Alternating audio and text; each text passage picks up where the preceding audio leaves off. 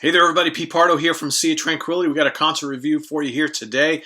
I attended last night the Dream Theater performance at the Count Basie Theater, Count Basie Arena, Count Basie Theater. Yeah, I think it's Count Basie Theater, right? Is that what it's called? Let's check out the ticket stub exactly for what this place was called. Red Bank, New Jersey.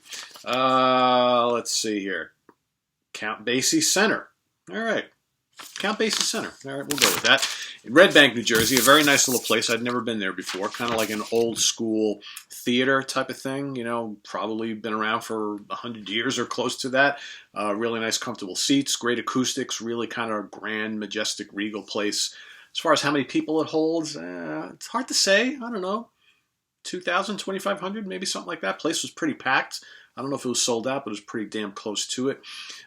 Good crowd. Everybody seemed really into the show. Played a great set list. So, of course, this is the 20th anniversary tour celebrating 20 years of Metropolis 2 Scenes from a Memory, as well as celebrating the release of the most recent Dream Theater album. So kind of a 2-for-1 type of special there. So I'm going to go through the set list and then I'll give some thoughts about the evening.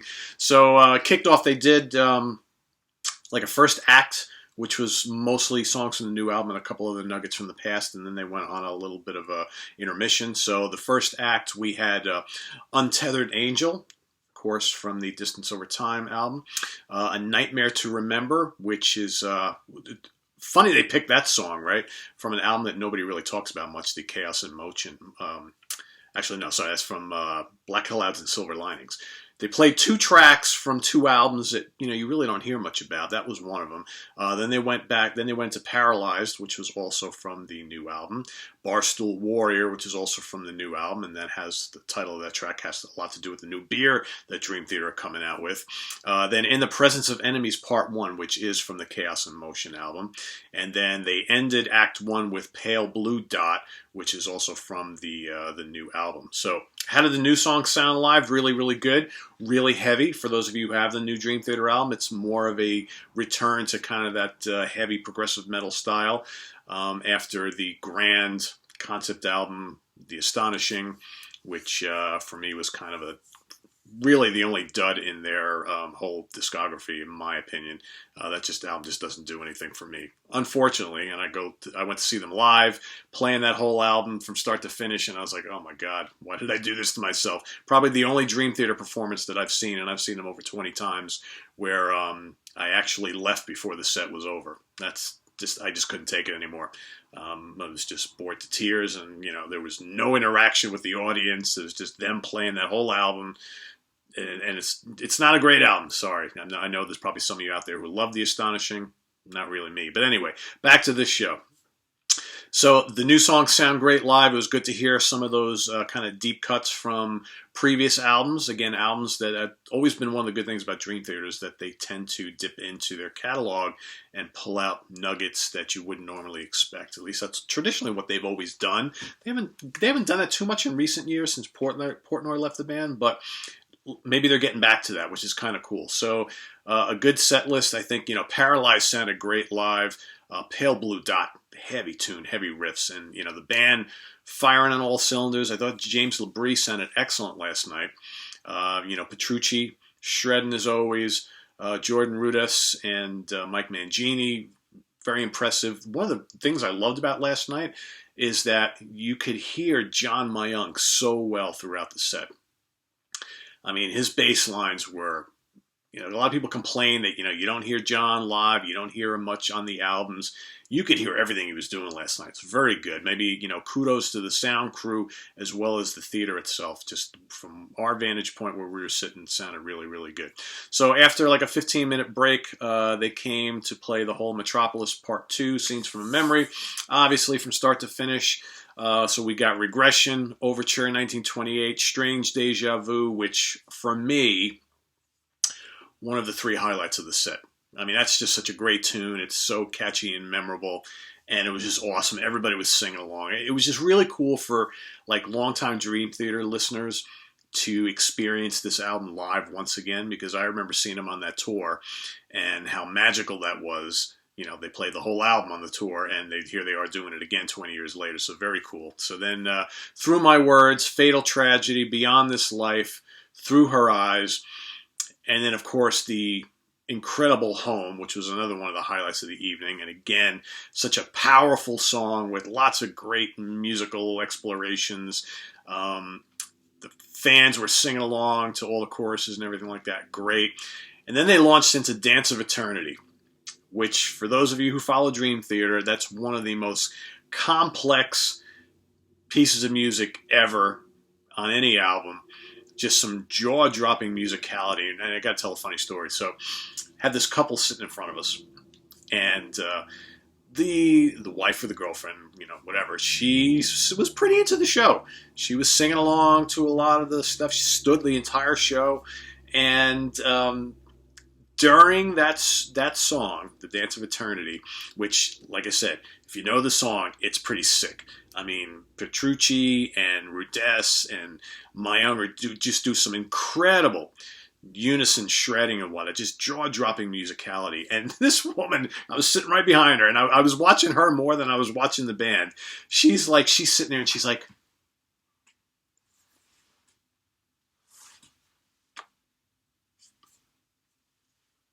I mean, just like, and I was watching her mouth movements like she could not believe what she was seeing. And I just wonder if maybe this was her first time seeing Dream Theater. I don't know. She seemed very familiar with the songs, but she was just like losing her mind watching these guys up there doing this incredible stuff. I was just getting a kick of watching her expressions. And she just kept like, she's like, no, they didn't just do that. Oh my God.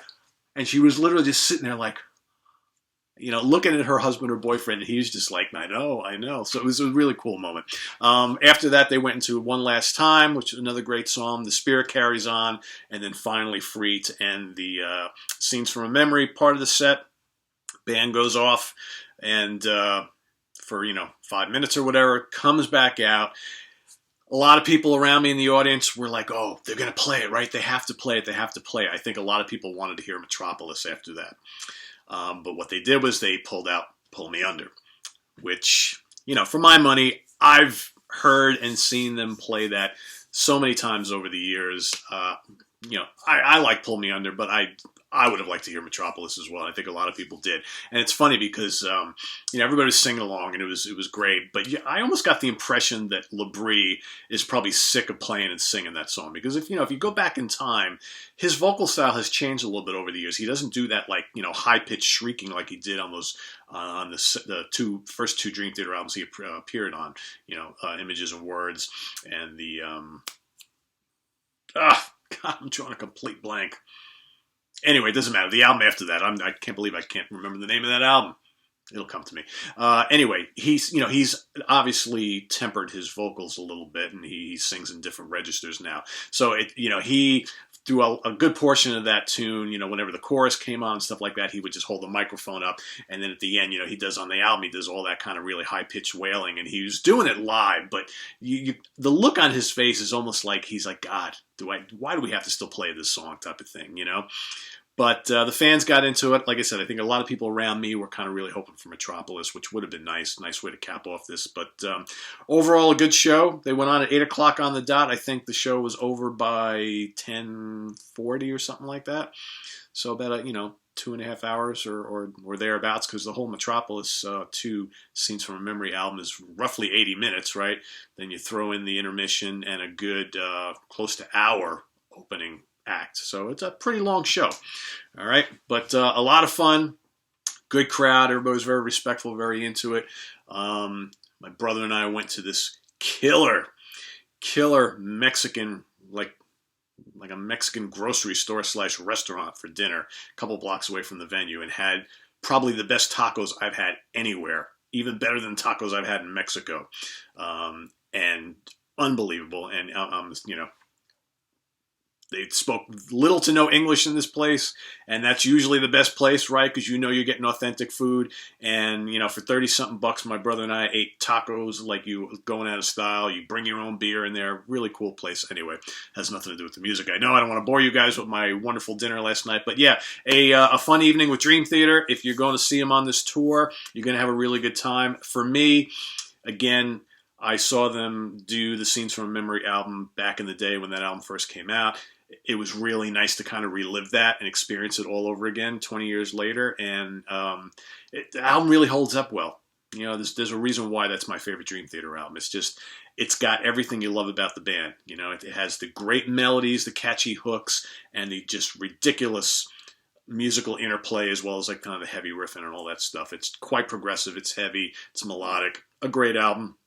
Throw in a handful of the new tunes off the brand new album, and you got a good night of Dream Theater. So visit us on the web at www.seatranquility.org. We're on Facebook. We're on Twitter. Of course, we're here on the Mighty YouTube often.